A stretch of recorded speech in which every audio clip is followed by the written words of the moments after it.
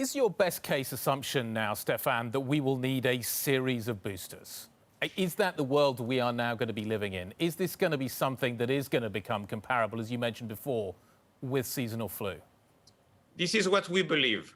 We believe SARS-CoV-2, because it's an mRNA virus, as you know, like the flu. mRNA viruses are by nature physically unstable. They mutate very easily. DNA viruses, like HPV or hepatitis, are DNA-based virus, which is why, by the way, once you get infected, you're infected for life. The DNA never leaves your body, which is why they tend to lead to cancer in the long term. But an mRNA virus is going to still evolving. It is so spread out now that I believe this virus is not going away. We're going to have to deal with it. I really believe that we have a technology to get there. So, of course, getting to chase a new virus, usually you have years and years to develop a vaccine.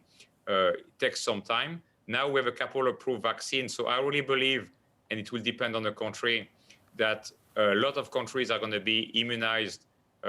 And also, in addition, you have people naturally infected that are going to provide some immunity to the virus for some time at least.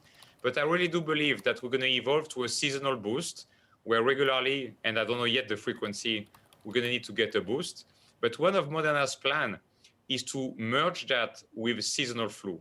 We've announced that we're going after a seasonal flu to have a much better product for seasonal flu. As you know, the seasonal flu vaccine don't work very well now. In a good year, in a 50, 60%, in a bad year, in a 30% efficacy. But we believe, given the data we have seen with our mRNA platform, that the elderly will have very high efficacy in our seasonal flu vaccine. And so our idea is to develop seasonal flu, the COVID seasonal boost, to merge those into a single vial. So you could eventually need only one shot in the fall, and you'll get protected against flu, much better than today's technology, and against COVID, the current strain circulating.